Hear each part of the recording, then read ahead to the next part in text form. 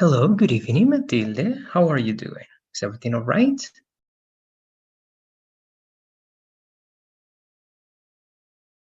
I can hear you, Matilde. I don't know why. Your mic is on, but I cannot hear anything.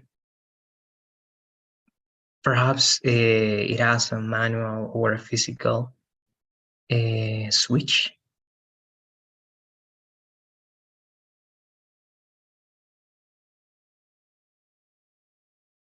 Yes, still nothing. I don't know why.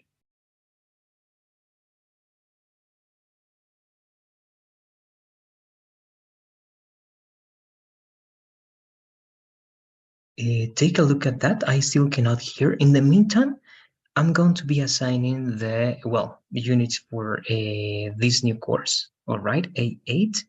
But I don't know what's happening with the audio. All right, I'm going to be doing that. Okay, I can hear it now. You can hear me now? Yes, I can hear you very well. All right, so good. So how are you doing? Is everything okay? Yeah, everything's good. Thank you. Good, that's great to know. Let's start then, please. Today, we have to start this new course that it's going to follow the same logic, 8-8. And I'm going to start by assigning all units plus the quizzes and the final exam as I did for A7. All right. So once again, you still have right the chance to finish everything today. And I don't know if you have perhaps any doubts or if you want to make comments about the platform before going to Unit 8. Let me know, please, Matilde. No, not really. Yeah, well, I was making the quizzes and the segments. I did have some mistakes, but I realized, it was most of the time because I wasn't paying enough attention. So Okay. yeah, I think it's good. Yeah. All right. Good. That's great to know. Good, right? Because you always have like the corrections, but if you get to have a problem or you are not sure of something, you can take screenshots and you can always show that to me. Right? Good. So let's assign this to start today. And as I'm doing it, look, I'm going to show you the first lessons. Again, I see that most of them, perhaps not most of them, but some of them are going to be simple as well. And we're going to start with this. So as I'm assigning, I'm going to be asking you questions about non-action verbs, all right? You can see it over there. So what can you tell me about non-action verbs, Matilde? Okay, let me see. Well, it comes to my mind. Action verbs, the opposite. It's usually verbs like run. Verbs that they're usually into action. So I would say, if non-action verbs, it will be the opposite, that something that doesn't require necessarily this movement, like the action verbs. All right. Yes. And if you remember, also we took a look at something similar that were linking verbs, right? When we were going to adjectives. So yes. So what non-action verbs can you mention as examples? What do you say? What is a verb that you can use as an example that is not an action but an state? Let me see.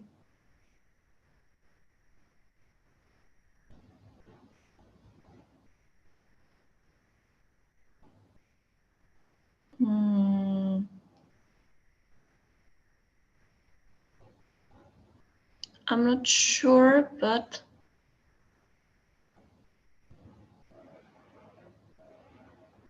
have, it's not an action verb, right?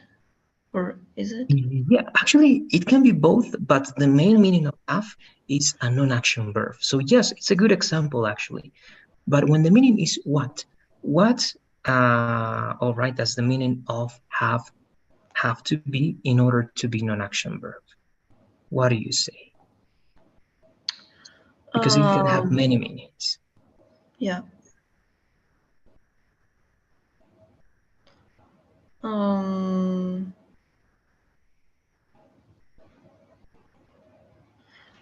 if I'm talking about possession, like I have 2 books.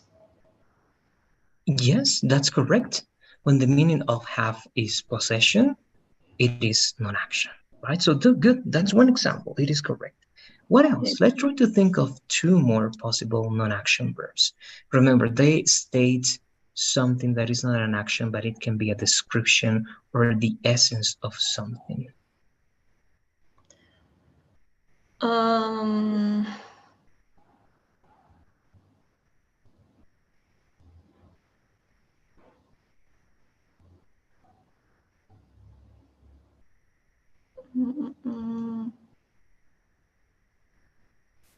What could it be?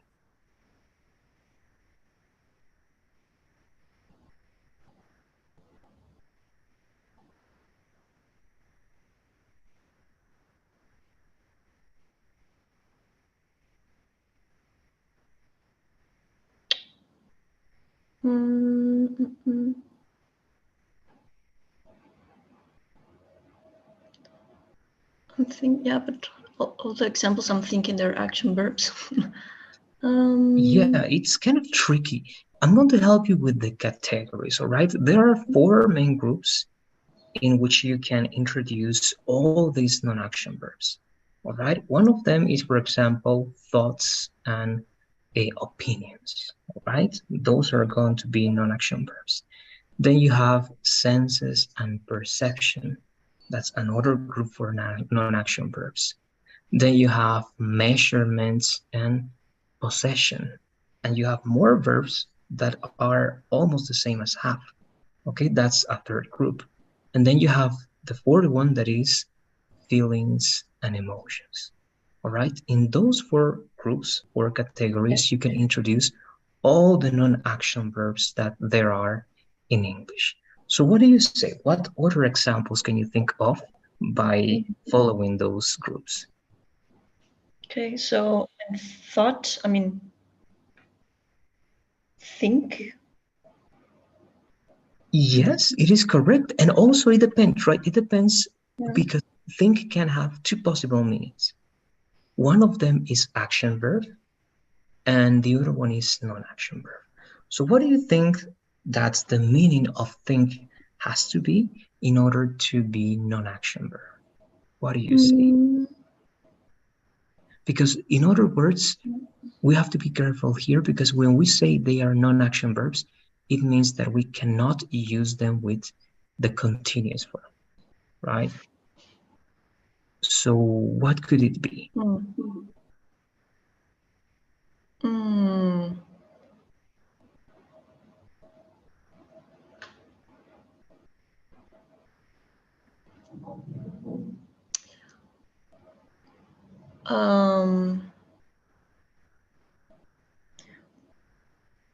As an idea, maybe like I have a thought, but I mean that's past. Yeah, but if you say that, actually you're describing think, right?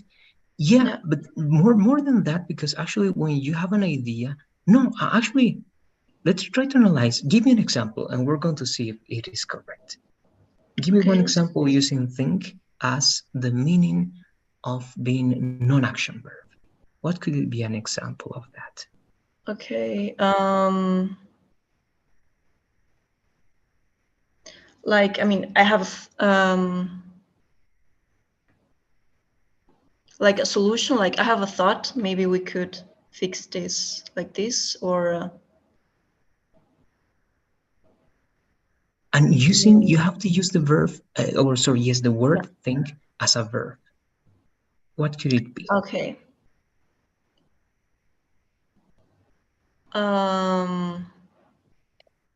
Like I think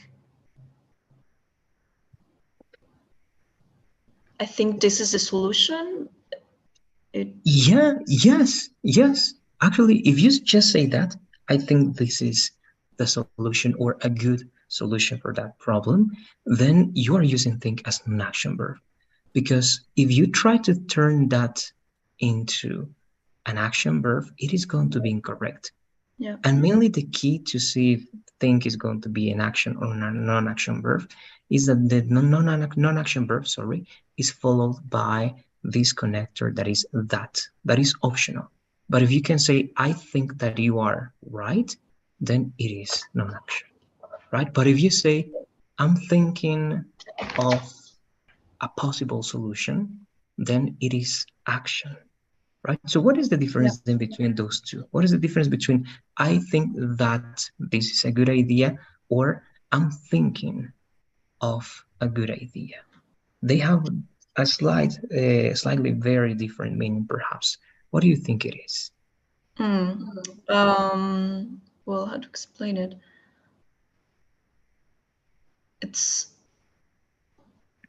something that still, I mean, in the thinking, in the continuous form, you're still having that thought. You're still considering something. It's not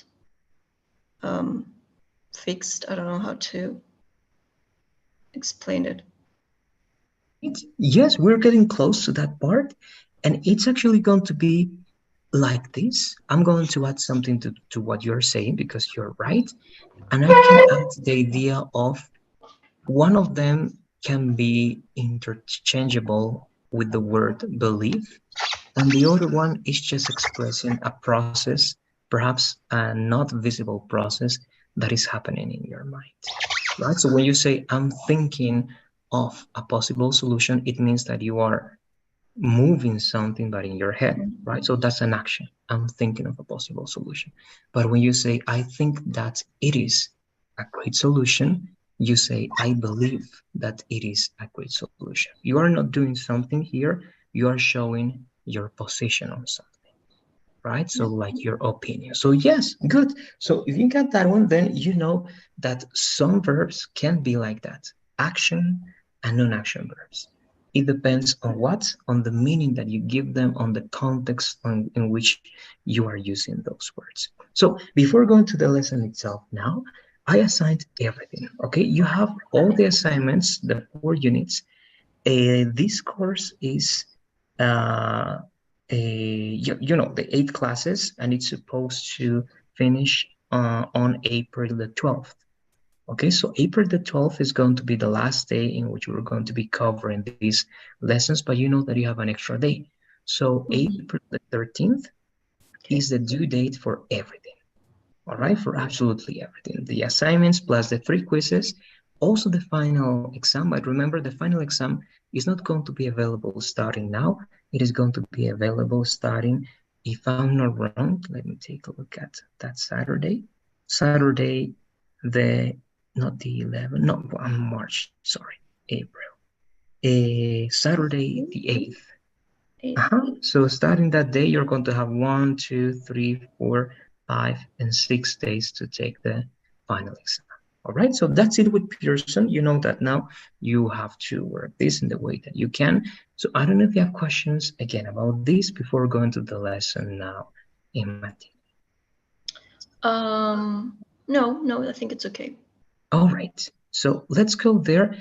And yes, actually, before I forget, we have a course on Google Classroom because we have new presentations and, well, all these details that we have to take into account. So please, I'm sending the link. It is going to be in the chat, and you can find it there now. So let's join this new course, please. You're already in the course on Pearson. And also, you know that you have access to the new file that we're going to be using as well. But just in case, I'm also sharing the link of the file that we're going to be using this course. Okay. All right, good. So let's go to the document then, non-action verbs. Where the most important and interesting part here is going to be, again, those verbs that have 2 possible meanings. But let's take a look at the list of verbs. You already said the difference between action verbs and non-action verbs. Here we have some examples of, for example, know, like, and seem. The 3 of them, right, are non-action verbs, stative verbs, and they are not going to be used in the continuous verb, because grammatically speaking, it is going to be incorrect, right? That's the only thing they are showing you there. But this is the important part. All of these verbs are non-action verbs in their main meaning, perhaps. All right. But you know that some of them, here, for example, we can mention think as one of them. Then we can also give the example of hear, of look, of see, of smell, taste, have, wave, measure. Okay, those are examples of verbs that also have their action verb meaning. All right, so again, all of them are non-action verbs, but some of them have also their action verb meaning. And we're going to take a look at the most important ones at the end of this presentation.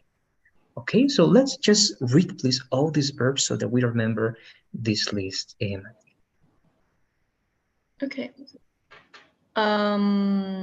Thoughts and opinions: agree, believe, doubt, guess, imagine, know, mean, recognize, remember, suspect, think, understand. Feeling and emotions: dislike, hate, like, love, prefer, want, wish. Senses and perceptions: appear, be, feel, hear, look, see, seem, smell, taste. Possession and measurement: belong, have, measure, own, possess, weigh. That's Yes, I believe it's the one. Yes, it is going to be, because wait. with this one, right, there's going to be a slight difference between this one and this one, and we're going to see. All right. Now, one little question over here. For example, what is the difference between suspect and suspect? Okay, yeah. Suspect for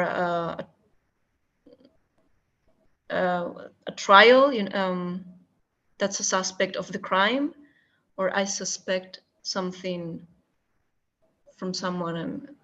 Yeah. Good, exactly, right. And it happens with all the verbs that can be nouns that are composed of two parts. And the stress, if it's in the first part, it is a noun. And if it's in the second part, it is a verb, right? So that's interesting. We have some words like that, and this is one of them. Okay, so good. We have that clear. That's great. So again, we don't have to memorize this list, of course, but it's just to realize that we have an interesting number of non-action verbs.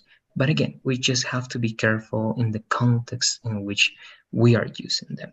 These are just simple and very common examples. But again, with you, I want to go to this part that I believe that can be the most interesting, and at least to be sure and reinforce the knowledge that you might have related to action and non-action meanings of these words. Okay, so the first one is be. So taking a look at this, okay, scan this idea of be, Tilde. What can you tell me about it? When can we use be as a non-action verb? It means it's impossible to use it with ing. And when can we use it as an action verb? And again, it can be used in the continuous form. What do you say? Okay. Like in this difference between these two examples, or in general? You can use these two examples to give a general explanation that you can apply to any situation to use be. Okay. Well, if I'm using it like he is immature, I'm affirming something. Let's say in general terms, like I mean, it's like that. It's always immature, and the being, I mean, the continuous form, it's like just in this moment. Like for some reason, he's acting in this way, but it's not permanent. Yes, and you can say that this one is a state, right? That's why Yeah. perhaps the best way to call these verbs, instead of non-action verbs, it can be stative verbs, right? Because that's what you are. You say always, right? I am Matilde. You never say I'm being Matilde unless you are playing a role, right? And you're acting as someone, right? So yes. So again, when the meaning of be is act or behave, right? When you behave in a certain way temporarily, then it is action, right? So what extra example can you give me using be as an action verb, Matilde? And to make it clear again, let's use the continuous form as in this example. It can be present, it can be past, but it has to be in the continuous. What do you say? Um,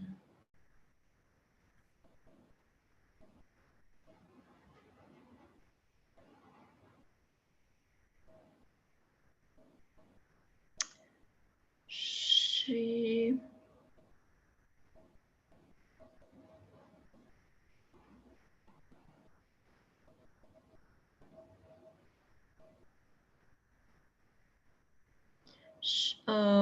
she has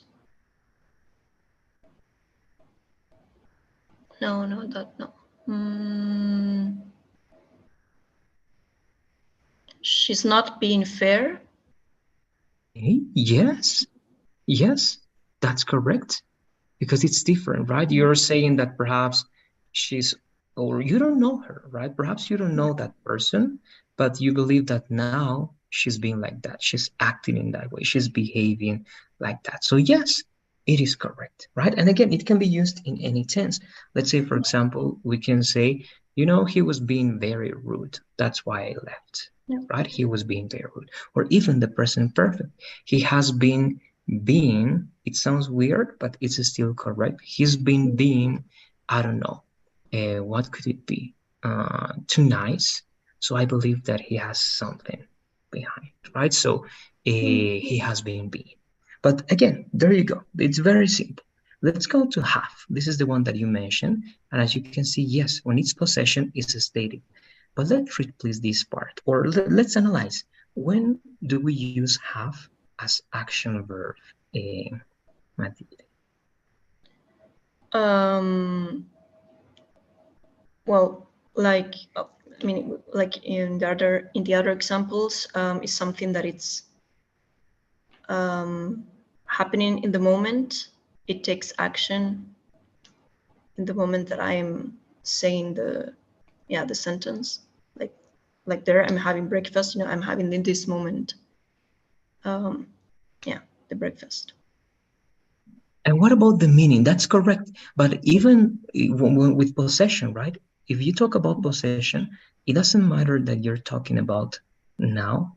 It Yeah. can never be continuous, right? Because it's always going to be, I have a car. It's never going to be, I'm having a car, Yeah. right? So some of them, it doesn't matter that you are living or experiencing that, it can never be action, right? It's always going to be a state. So yes, have can be used as something that is happening as long as it means what? Eating or drinking or experiencing, right? If have has one of those meanings, it can be used in continuous. If not, it is going to be incorrect, right? Let's have it in that way. So yeah, let's again have examples just with the action form in Matilde. What ideas can you give me using have as either eating or drinking or experiencing?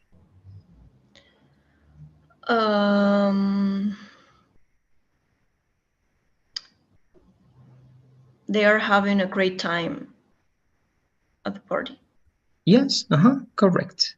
When you're describing your experience, it is great to use have as a action verb. Now, this is interesting, all right? This can produce a lot of confusion sometimes, but see actually is a stative verb.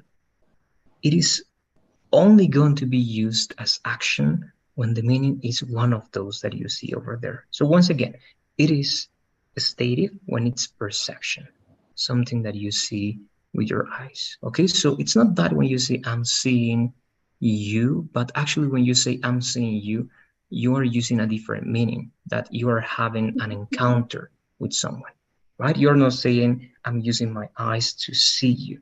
because the correct way to say that is just see, right? I see you or I see that, right? So let's then again explain what you see over there. How can you explain when is the time in which we use see as action verb?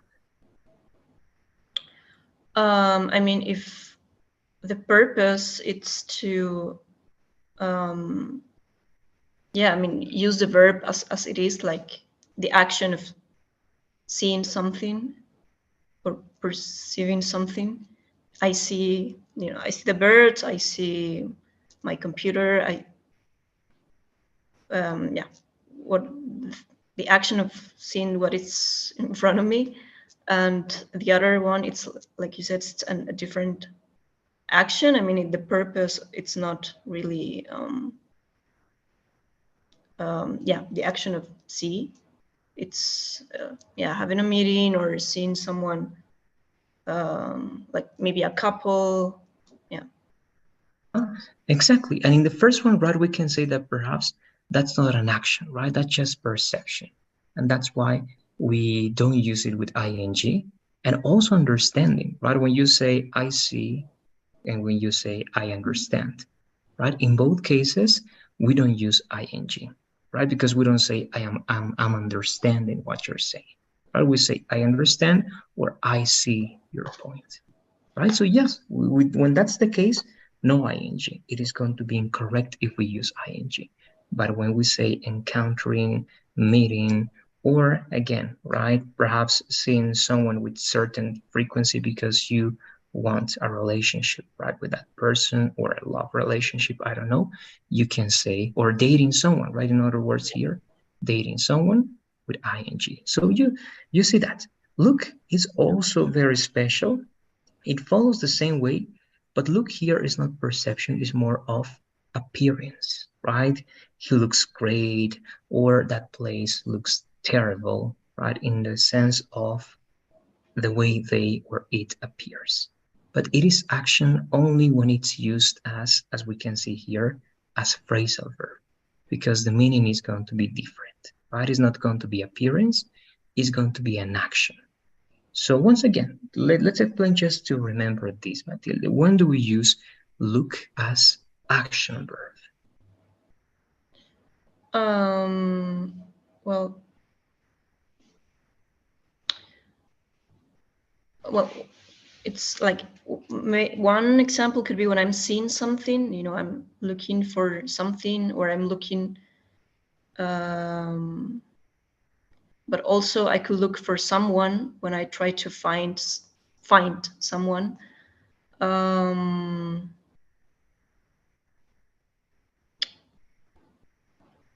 Yeah, well, that the last example, looking after, yeah, like taking care of, I'm looking after my grandma, I'm taking care of her. Yeah. Yes, and it's because they have a different meaning, right? Yeah. Look by itself, it only means appearance. You cannot say I look you. Many people say that, but that's incorrect, right? Because you don't look nobody, right? You look at someone. But you can say you look good, right? So look as appearance, non-action verb. But again, and here it's interesting to understand the difference between look at and see. So just with this, what do you think is the difference? Because look at can be used with ing when it's using your eyes to see, right, someone. But see, when you use your eyes to perceive, cannot be used with ing. So what do you think is the difference again between see and look at? What could it be?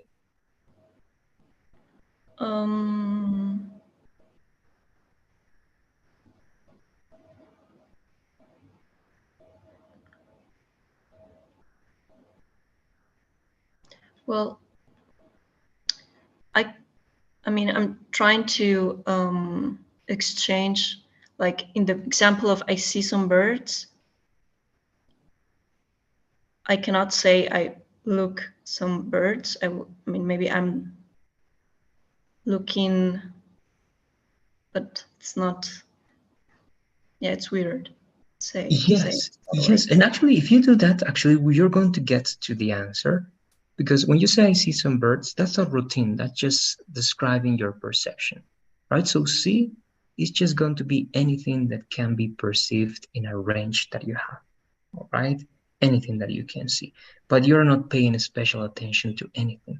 It's just that it is in front of you and you can perceive that, right? But look at implies your movements because you're going to pay special attention to something, and it's more of uh, willing to do that. All right. With C, it's not that you're willing to do that. It's just that you are looking at that way. And because you look at that way, right, you perceive things and you see things. But it's not the intention that you have. Right. So look at is something that you are willing to do. It includes intention, but C is just anything that you perceive as you are looking at a certain point. All right. And again, the difference there can be very, very perhaps confusing. But again, the main thing it would be C is not something that you control, something that gets to you, and look at is something that you decide to observe, right? That's why look at is a synonym of observe more than see. All right. So look at observe, see, perceive. And that's why see as perception is not used with ing, but look at as observing, it can be used with ing. All right, so that will be it. And again, if you also compare that to one more verb using the eyes, it will be watch, right? But watch, it is also used with ing. Why? Because you are also deciding to do that, and it can be, right, perceived as you decide to watch a series or movies, right? You can see that action, and usually it's longer than just looking at something, right? So those three are important to take into account. Then just to close that one, look at and watch are action verbs by themselves, but see is a non-action verb by itself. But it can be an action verb just when the meaning is meet or to date someone, right? Just that. I don't know if you have comments or questions about this part. We have some more verbs to take a look at, so let me know, please. No, I think it's clear. Yeah. Okay, let's go to the next part then. These are also very interesting. And we talked about this. I believe that we were covering, right, a lesson with this verb smell. So let's then reinforce that one. Again, just by looking at smell and taste, they are covered just in that one part. When is it used as a stative verb and when is it used as an action verb? Okay.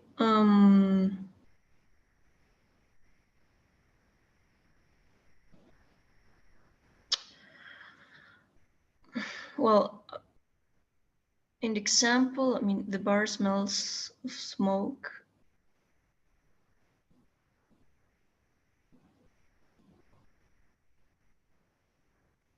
I mean, the action part, it's something that I'm doing. You know, I decide to smell the cookies. You know, and the bar, it's there, even though I could not be there, but the bar will still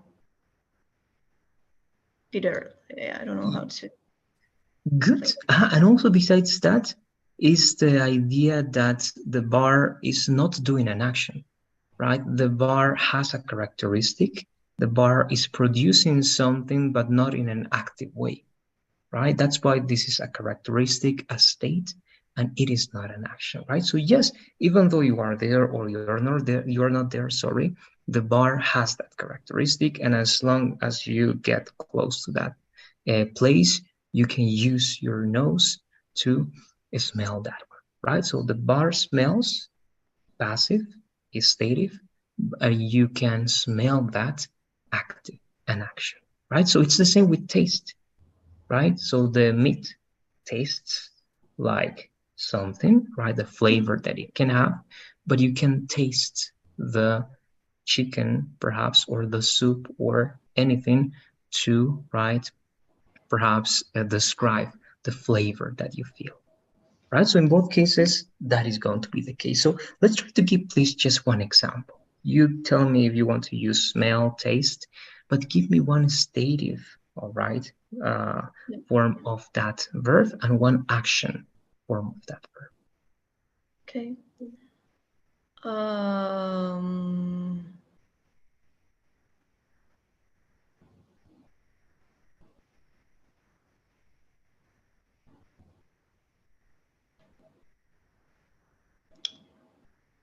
Let me see.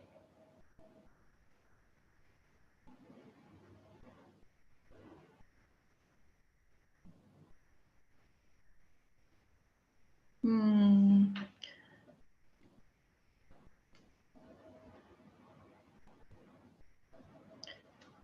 My house smells like mosquito repellent all the time. Okay.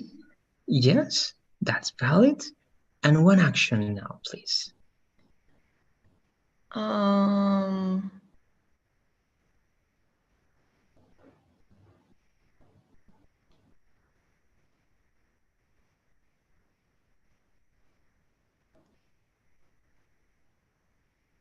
mm,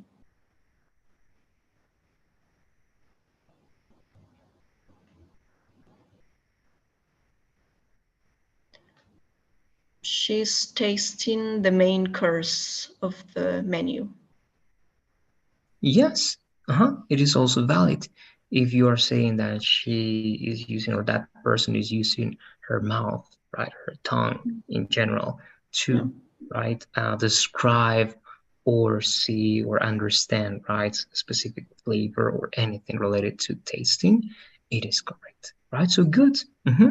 Anything again that produces and is not an action is stative, smell, taste, and anything that involves, right, the usage of your nose or your mouth, it is going to be an action, right? Smelling and tasting once again. And now let's go to think. This is the one that you already talked about, so we're not going to give examples here. Once again, if think or feel perhaps have the sense of opinion like belief, if you can replace those two with belief, then it is non-action, right? It's a statement. Yeah. I believe that's a great idea, or I think that's a great idea, or I feel that's a great idea. If you can use the three of them, right, interchangeably, then they are non-action. They cannot be used with ing. It will be incorrect to say, I'm thinking that that's a great idea. That's incorrect, right? But it can be action when thinking is a process that you are having in your mind, right? Ideas that you are having.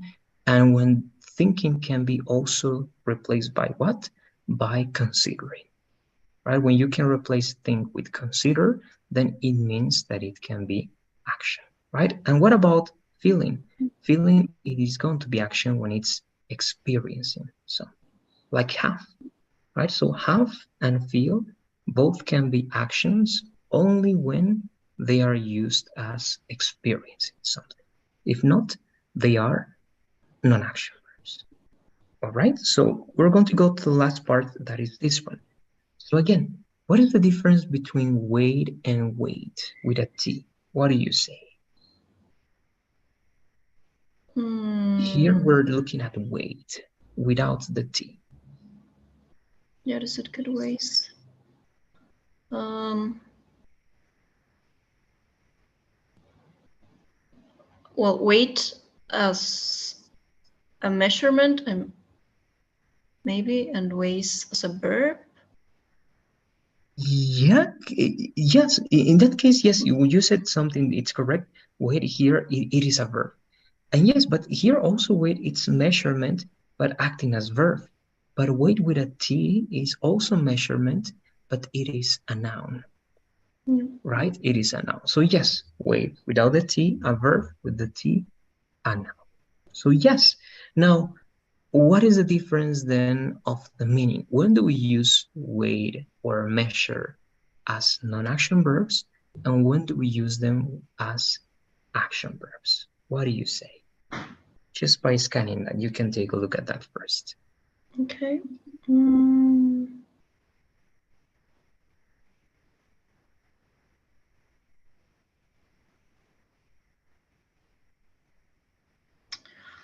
Well, in the stative form, I'm describing or something that it's already there.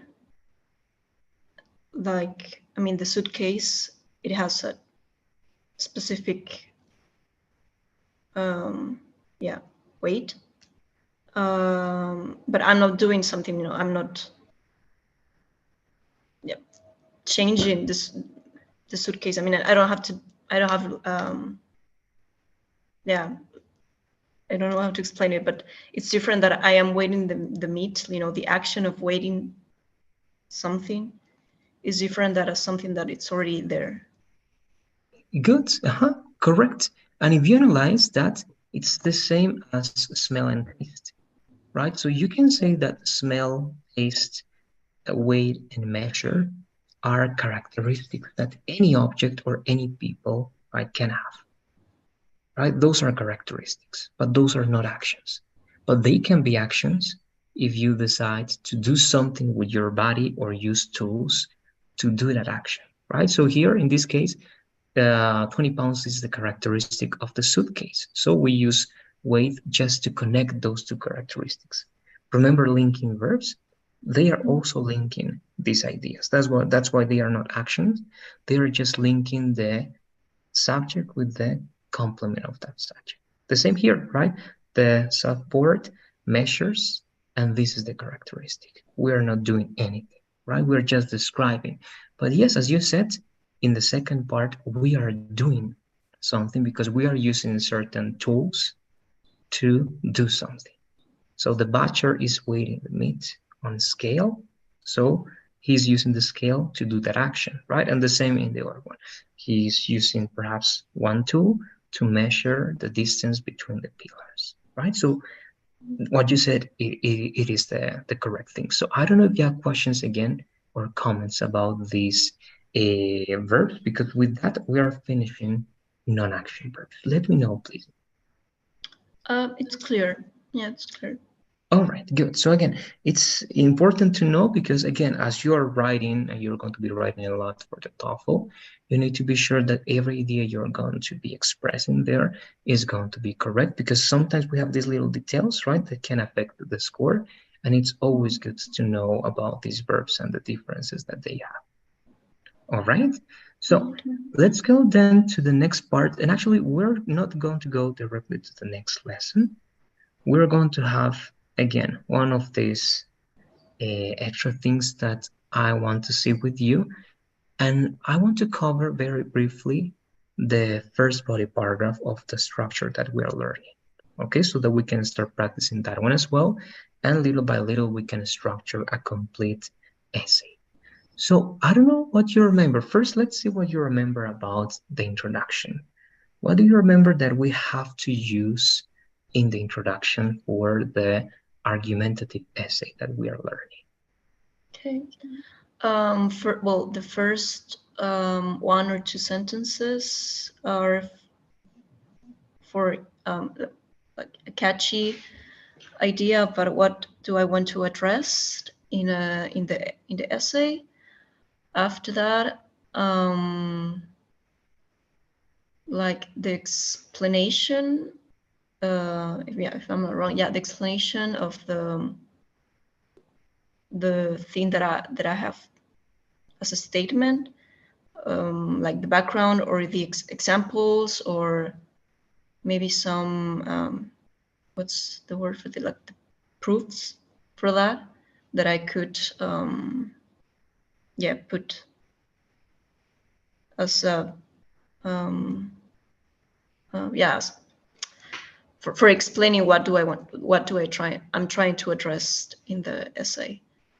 And I'm missing something. Yes, and the last one, remember, actually, that is actually the most important part of the essay. The last one. What is the most important part of the essay? It's like the conclusion, and it's Yeah. related to your opinion. Yeah.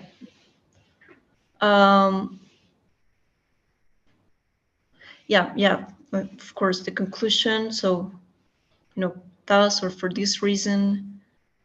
I state something. I have this opinion about the thing That's that I'm writing. correct. Exactly right. And that way you have to remember, because as it is the most important part, you can call that the thesis statement.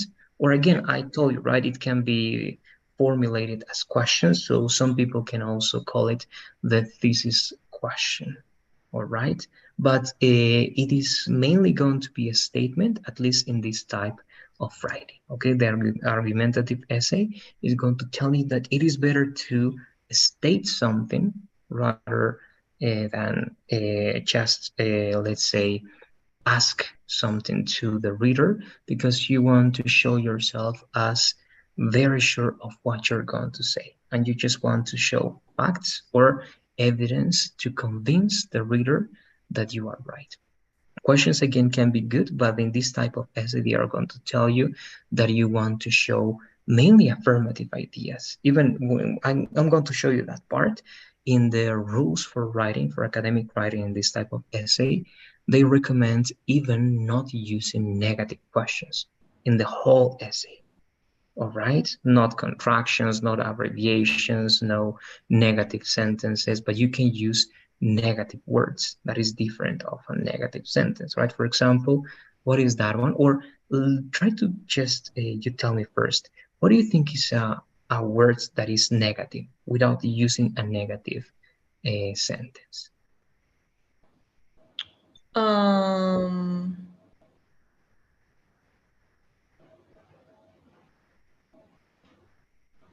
You can think of prefixes, for example, some prefixes that you can use to make that negative.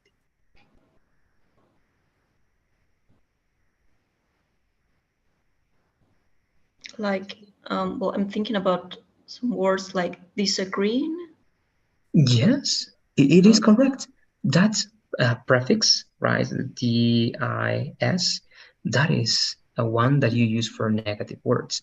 But instead of disagree, because that's a verb, you can say also disagreement. That is a noun. But actually, you can use anything. You can also have adjectives, right? So the recommendations actually for this essay is not only avoiding the usage of questions, but also avoiding the usage of negative sentences, contractions, abbreviations.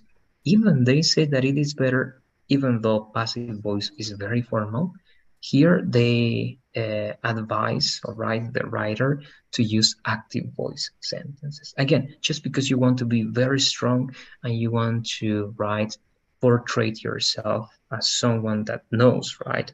That you're talking about something very specific and you want to convince that person, right? So again, the recommendation would be, instead of saying, and it is not legal to do those actions, it is going to be better to say it is illegal, right, to do those actions. They say that it's better, and in a certain way, it avoids certain types of confusion. And again, you're going to see some examples that it's interesting, because you are being very straightforward and avoiding any possible confusion or any sense of insecurity over there. All right, but here we don't have that yet. That's going to be part of the writing tips that we have when everything is structured, so that we have the second check and you can look for those details and look for synonyms to avoid repetition, change the words or the negative sentences with these words that you mentioned, for example, disagree or disagreement, and so on and so forth. All right, so we're going to go there little by little, but let's start, or let's continue by the body paragraph. We need, they say that advisable amount is 3 body paragraphs, but mainly you just have the time, and even in tests they just give you the time to write two, but two very good and structured body paragraphs. So this rule that you are going to see here, or steps, can be used for both. All right, so this is the first one. I don't know if you're going to read everything over here. Let's say, um, okay, let's just read up to this period over here, please, Matthew. Okay, insert a topic sentence. It encapsulates and organizes an entire paragraph. Although topic sentence may appear anywhere in a paragraph. In academic essays, they often appear at the beginning. Good. So remember again, the most important part of your essay is your thesis statement, right? Because you can be talking about technology, books, it doesn't matter what. But it's not going to be an argumentative essay unless you show, right, something that you believe or you think about that specific topic, right? For example, that you believe that this type of practice has a benefit for a certain, I don't know, right, population, and that's why we have to keep it there, and we have to even teach that practice in schools. So that's your thesis statement, right? We should teach this type of practice in school because it's important for society. That's your thesis statement. Now, in this part, I'm mentioning that because it's related to this. You have to choose 2 or 3 things that you want to develop. So, for example, try to give me, please, a thesis statement, something that you would like to talk about.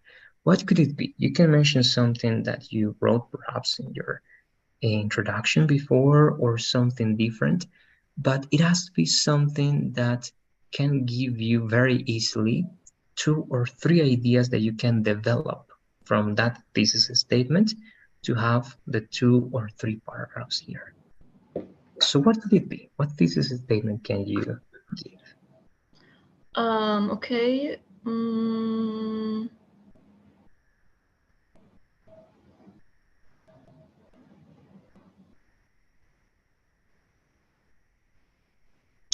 Vegetarianism is necessary for sustainability. Okay, great. Very good. That's a great thesis statement. Now, how can you show that to people, to the reader? You need to think again of 2 or 3 main ideas to show your point, right? To convince the reader that what you're saying makes sense and that you are right. So let's try to think of just one. What is one thing that you can develop to show evidence of what you're saying to convince the person again that you are right? Okay. The missions that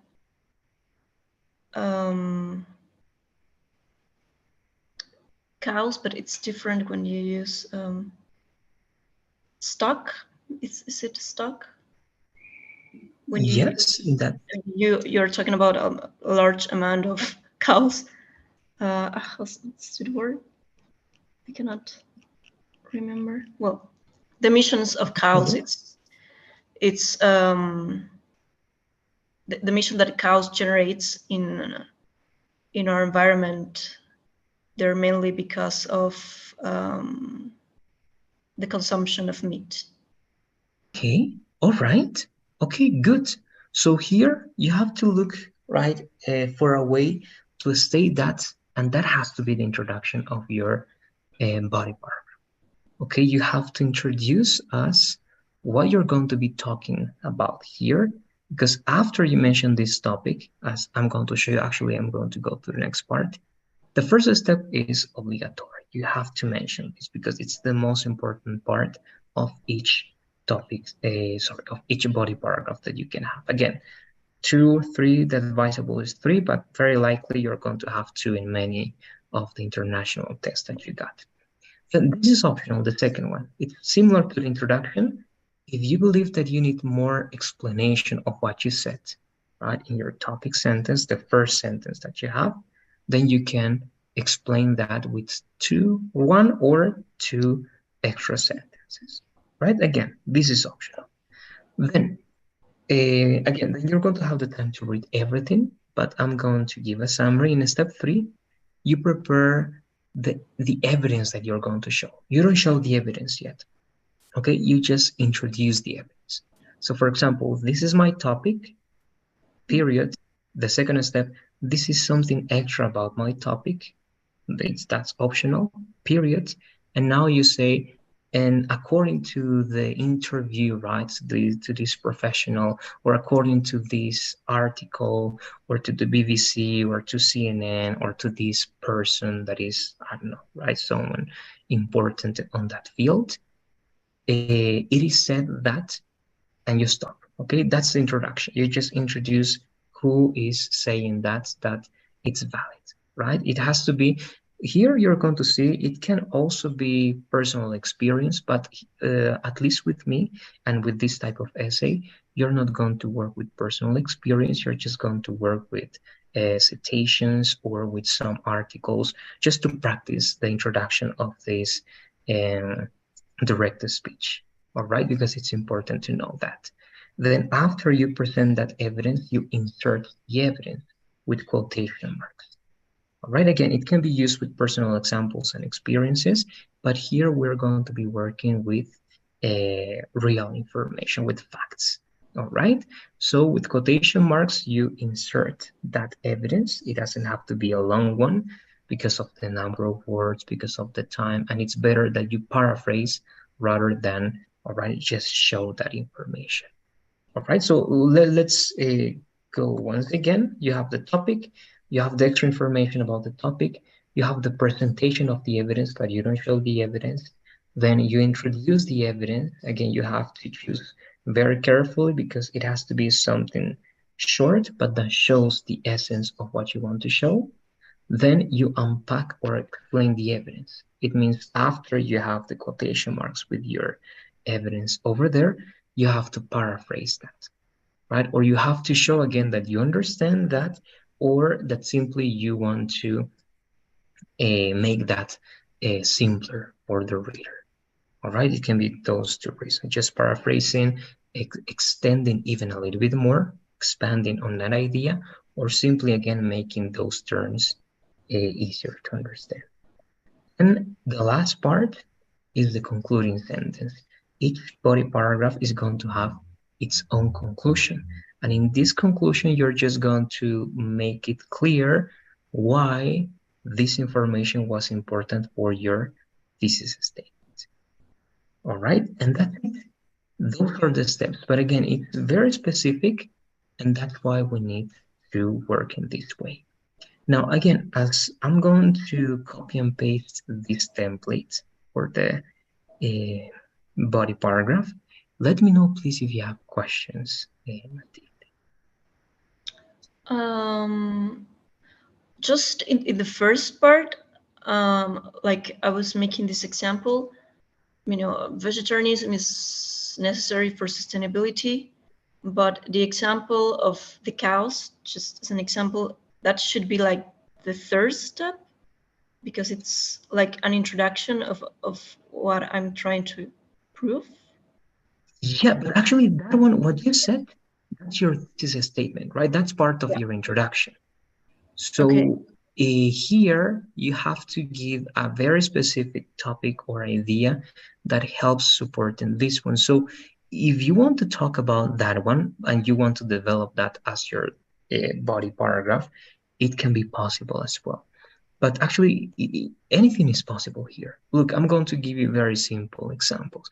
If you, again, want to talk about my thesis statement is that as virtual education, all right, is important nowadays, it is vital to train teachers or professors, right, in the usage of virtual platforms, right, to take the most out of it. So that's my thesis statement, that we should train teachers and professors to take advantage, right, greatly of these platforms. So to show that, I can develop many ideas. First, if I want, I can talk about the benefits of this training, or I can talk about even the opposite to that. I can talk about the negative effects of teachers or professors not being trained in the usage of this platform, right? And that's going to be my first body part, right? The negative effects of not having this training. And the second one can be, if I want, again, because it's up to you, the things that we need to train, or yes, the characteristics that these teachers should have if they are going to be trained, uh, I don't know, right, in a good way. So I can say that they should learn the usage of this and this platform, or they should develop these skills, and I don't know, right? And that can be my second body paragraph if I want, and then to the conclusion, right? So the same to you.